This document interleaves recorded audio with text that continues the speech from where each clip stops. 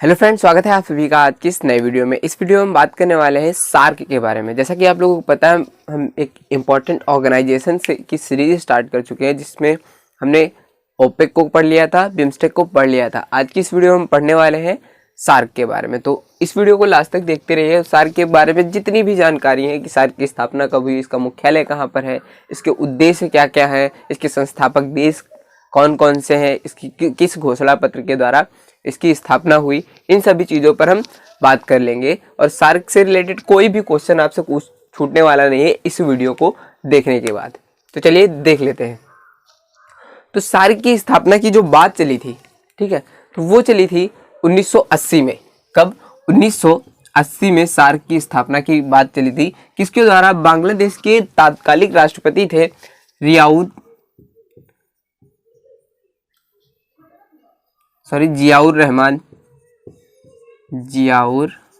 रहमान साहब।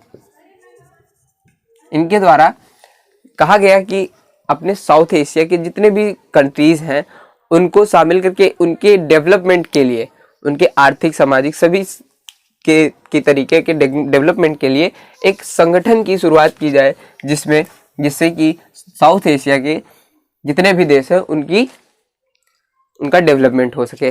तो उस बात पर चर्चा होते होते कुछ समय बीतने के बाद 1985 में एक सार्क नाम से इसकी स्थापना की गई, जिसका नाम पूछ लेता है दक्षेश भी इसे कहते हैं। तो ये भी पूछ लेता है कि दक्षेश कब की स्थापना कब हुई, सार्क की स्थापना कब हुई। तो आपको कब बताना है? 7 से 8 दिसंबर 1985 में। तो आपने अगर पढ़ा होगा तो आपने देखा होगा सभी जगह 8 दिखता है, लेकिन देखिए 7 से इसकी बैठक स्टार्ट हुई थी, ठीक है, और 8 में जाकर खत्म हुई थी। तो इन दो दिनों में इसका कार्य चला था, इसलिए 7 और 8 मैंने लिख दिया है। आपसे अगर 7 दे तो 7 लगाना है, 8 दे तो 8 लगाना है, ठीक है। अगर दोनों दे दे तो आपको वो 8 लगाना है, ठीक है, तो 8 लगाना है। तो ये पूछ ले कि सार्क की स्थापना कब हुई, तो 7-8 दिसंबर 1985 की। कहां पर हुई? तो बांग्लादेश की राजधानी ढाका में इसकी स्थापना हुई। और पूछ लेता है, सबसे पहला क्वेश्चन यही पूछता है कि सार्क की जो स्थापना थोड़ा टफ करने के लिए कि किस घोषणा पत्र के द्वारा सार्क की स्थापना की गई थी। तो जहां पर उसकी स्थापना की जाती है, जैसे कि बांग्लादेश की राजधानी ढाका में की गई, तो ढाका घोषणा पत्र के द्वारा सार्क की स्थापना की गई थी, ये आपको बताना है, ठीक है। तो कहां पर? ढाका घोषणा पत्र के द्वारा सार्क की स्थापना की गई थी। अब बात आती है कि इसका मुख्यालय कहां पर है। तो इसका मुख्यालय के लिए बहुत ही बेकार मैं मानूंगा मेरे जरिए, ठीक है, क्योंकि इसका मेन चीज देखिए, इसका मुख्यालय है काठमांडू, नेपाल की राजधानी में काठमांडू में। लेकिन देखिए अब साउथ एशियन कंट्रीज हैं, ठीक है, तो इसका जो मेन देश है, यानी कि सबसे बड़ा देश देखा जाए तो भारत है। जनसंख्या की दृष्टि से, क्षेत्रफल की दृष्टि सभी से भारत सबसे बड़ा देश है और केंद्र में है, इन सभी देशों के केंद्र में। अब आप देखेंगे तो देखिए देखिए यहाँ पर भारत है, ठीक, भारत, पाकिस्तान, अफगानिस्तान, ठीक है, नेपाल, भूटान, ठीक, बांग्लादेश है इधर। तो यहाँ पर सारी कंट्रीज हैं। कितनी कंट्रीज हैं? तो इससे संस्थापक देश भी पूछ लेता है। तो इसके संस्थापक देश कौन कौन से हैं? भारत, बांग्लादेश, नेपाल, पाकिस्तान, भूटान और श्रीलंका एंड मालदीव। तो आप सभी कहाँ पर है? तो सभी का केंद्र जो है भारत ही है, क्योंकि अब आप देखेंगे मैप में तो यहाँ पर श्रीलंका आपको मिलेगा, मालदीव मिलेगा, बांग्लादेश यहाँ पर मिलेगा, ठीक है, भारत के बांग्लादेश यहाँ पर मिलेगा, ठीक है, भूटान, नेपाल, पाकिस्तान, अफगानिस्तान, ठीक है। तो ये सारी कंट्रीज हैं जो, और देखा जाए तो सबसे केंद्र में भारत है। इसीलिए इसकी जो हमारे जरिए मानना है कि इसका मुख्यालय कहाँ पर होना चाहिए? भारत में होना चाहिए। लेकिन पाकिस्तान इससे सहमत नहीं था, इसीलिए इसका मुख्यालय कहाँ पर रखा गया है? वो रखा गया है काठमांडू, नेपाल की राजधानी में, ठीक है।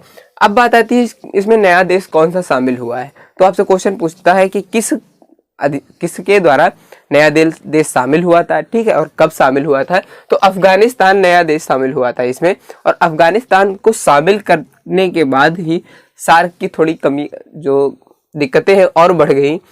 क्योंकि सार्क पहले से ही डेवलपमेंट नहीं था, और जब से अफगानिस्तान जुड़ा और भी उसकी कमियां बढ़ने लगी। क्योंकि पहले देख लेते हैं इसकी कब जुड़ा था। तो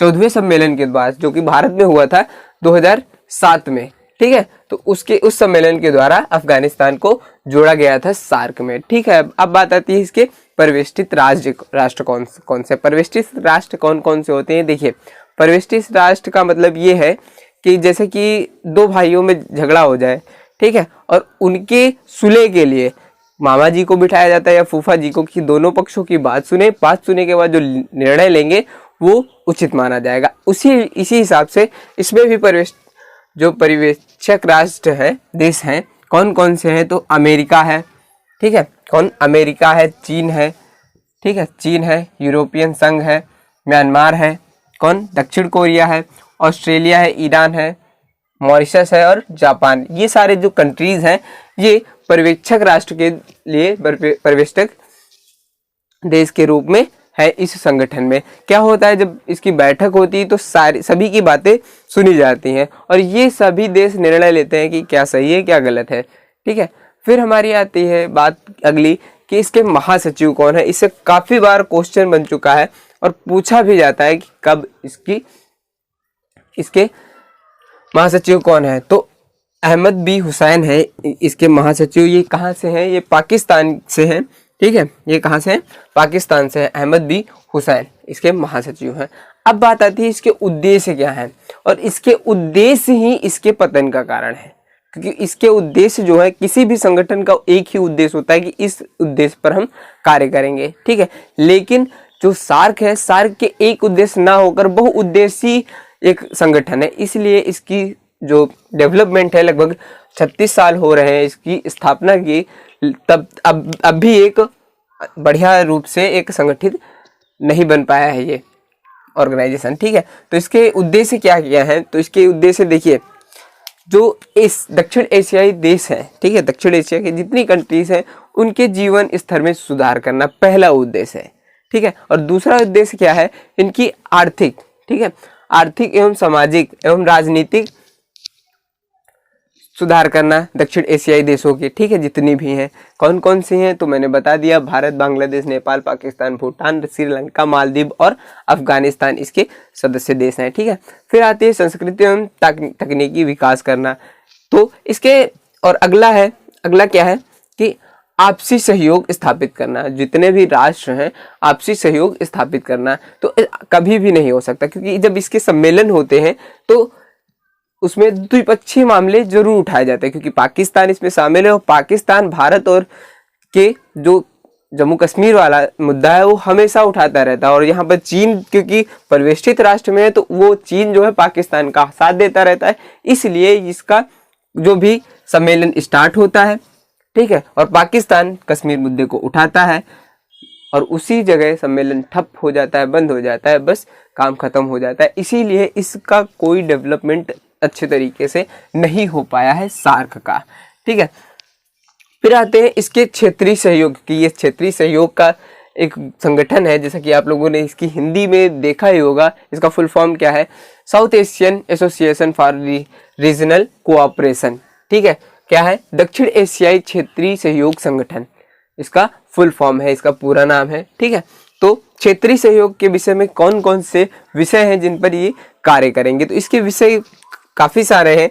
कृषि है, स्वास्थ्य सेवा है, दूर संचार व्यवस्था है, यातायात है, ठीक है, मौसम विज्ञान है, खेल कूद पर कार्य करेंगे, डाक एवं तार पर कार्य करेंगे, विज्ञान एवं तकनीकी पर कार्य करेंगे, ठीक है। फिर आता है ग्रामीण विकास पर कार्य करेंगे और साथ ही साथ संस्कृति सहयोग भी स्थापित करेंगे। इसके बाद आपसे पहला क्वेश्चन ये पूछता है, बहुत ज्यादा ये क्वेश्चन पूछा जाता है कि साफ्टा क्या है और साफ्टा क्या है। तो इसकी स्क्रीनशॉट आप ले लीजिए, तो मैं बताता हूं कि साफ्टा क्या है और साफ्टा क्या है, इन दोनों के विषय में मैं बताता हूं। तो आप लोगों ने स्क्रीनशॉट ले लिया होगा।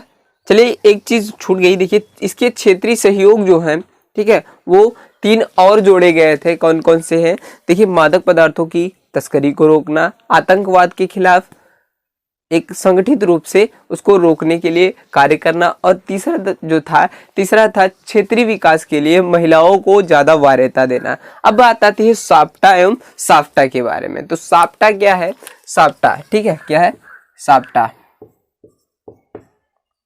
साप्टा क्या है, देखिए साउथ एशियन, ठीक है, preferential trade agreement, south Asian preferential trade agreement, इसको हिंदी में देखें तो दक्षिण एशियाई, ठीक है, दक्षिण एशियाई वरीयता व्यापार संगठन। इसमें क्या होता है, इसकी स्थापना की बात करें तो इसकी स्थापना जब हुई थी तो 7वें सार्क का जो 7वां सम्मेलन हुआ था ढाका में, तब इसकी स्थापना की गई थी। कब?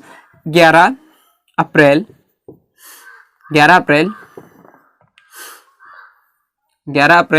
1993 में। कब? 1993 में इसकी स्थापना की गई थी, ठीक है।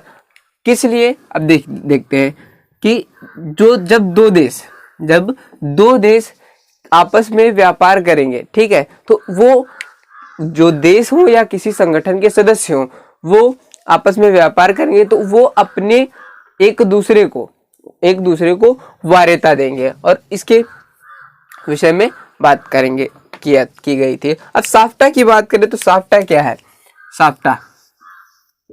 साफ्टा एक छोटी सी सिर्फ डिफरेंस है इसका, एफ की जगह फ्री हो जाता है कि south Asian free trade agreement, ठीक है, दक्षिण एशियाई मुक्त व्यापार समझौता, ठीक है। तो इसकी स्थापना कब हुई थी? तो देखिए इसकी स्थापना हुई थी 6 जनवरी। कब? 6 जनवरी 2004 को। इसका जो पाकिस्तान में सम्मेलन हुआ था 6 जनवरी 4 को 12वें सम्मेलन के द्वारा इसकी स्थापना की गई थी, किसकी? साफ्टा की। और इसमें है क्या? तो इसमें लिखा गया है कि जब भी मुक्त व्यापार की बात हो तो जब दो देश किसी मुक्त व्यापार के विषय में बात करें तो वो दो देश एक दूसरे को वरीयता देंगे, ठीक है, और आयात शुल्क को चरणबद्ध तरीके से में कमी करेंगे, जो आयात शुल्क में चरणबद्ध तरीके से उसमें कमी करेंगे। और इसकी स्थापना जो हुई थी तो सार्क के 12वें सम्मेलन के द्वारा 6 जनवरी 2004 को इसकी स्थापना हुई थी, किसकी? साफ्टा की। क्या है? साफ्टा। इससे और साफ्टा से क्वेश्चन पूछता है तो इसको जरूर आपको याद रखना है। और इसको लागू कब किया गया था? तो इसको लागू कब किया गया था? तो 2006 में इसको लागू किया गया था। किसको? साफ्टा को। 2006 में इसको लागू किया गया था। तो ये थी कुछ सार्क से रिलेटेड जानकारी। कुछ क्या मैं कह सकता हूँ कि इससे रिलेटेड कोई भी क्वेश्चन अगर आपके एग्जाम में आता है तो वो यहाँ से ही बनेगा, अब छूटेगा नहीं, ये मेरा वादा है। बस आज की इस वीडियो में बस इतना ही। वीडियो पसंद आए तो वीडियो को लाइक करने के साथ साथ चैनल पे नया चैनल को सब्सक्राइब कर लीजिए। और आपने अभी तक हमारे टेलीग्राम ग्रुप्स को ज्वाइन नहीं किया है तो उससे भी जुड़ जाइए, लिंक आपको डिस्क्रिप्शन बॉक्स में मिल जाएगा। मिलते हैं नेक्स्ट वीडियो में, तब तक के लिए स्वस्थ रहिए, मस्त रहिए और पढ़ते रहिए रेस स्टडी पॉइंट के साथ।